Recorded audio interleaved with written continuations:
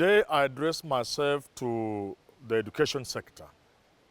In particular, I congratulate those who managed to perhaps do even well in the KCP that was released about a week or so ago. I also wish to join those who did the Form 4 exam, to join them in hoping that they will do well.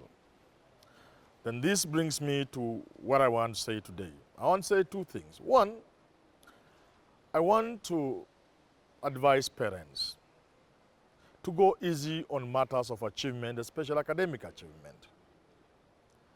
There is a lot in life beyond exams and education. We celebrate those who achieve in academics, those who pass with flying colors.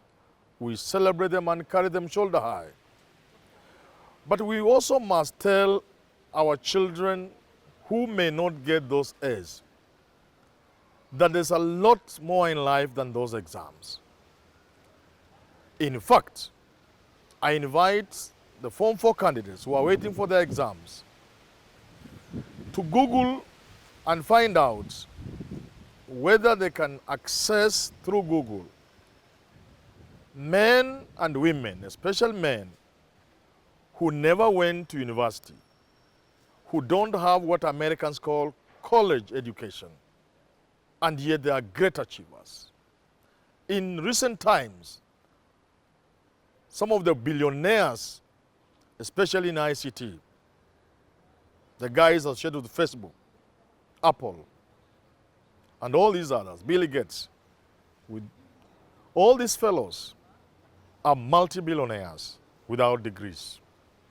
Not to say that you must not have a degree, but to say that as you wait for your results, know that if you achieve well, celebrate, thank your God, thank your parents and your teachers. But if you do not achieve that A, there are a lot more A's in life than the one you achieved today.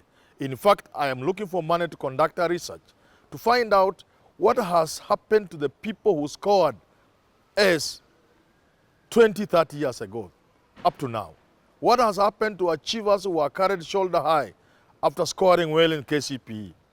The results may be surprising to most of us. So the idea is, as you wait for this before Christmas, know that. The second thing I want to talk about is the CS in charge of education. I'm excited that can be a person in this country who can go about their business without much fanfare.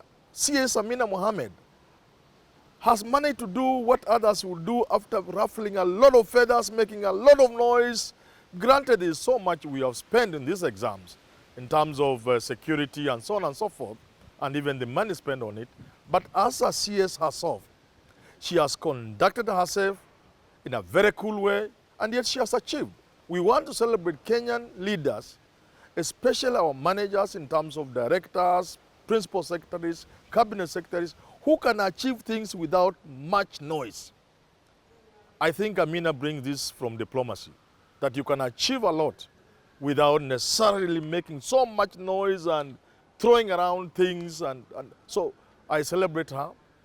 Being a daughter of the Mlembe nation, where I come from, I'm sure I can even recommend to people of Kakamega, if need be, if she's tired of being a CS, she can take over from Oparanya as governor of Kakamega, because these are kind of people who can push this country far, especially the bit of merit and not having to shuffle everything around, make a lot of noise.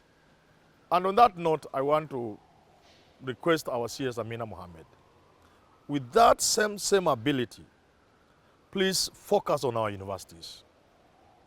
There's need to rationalize the existence of these universities. We have all witnessed villages wanting universities. We have witnessed the villagization of universities, so that we turn even a village polytechnic into universities. Rationalize, and after we do that, please support our universities. As I speak today, most of our universities are on their knees.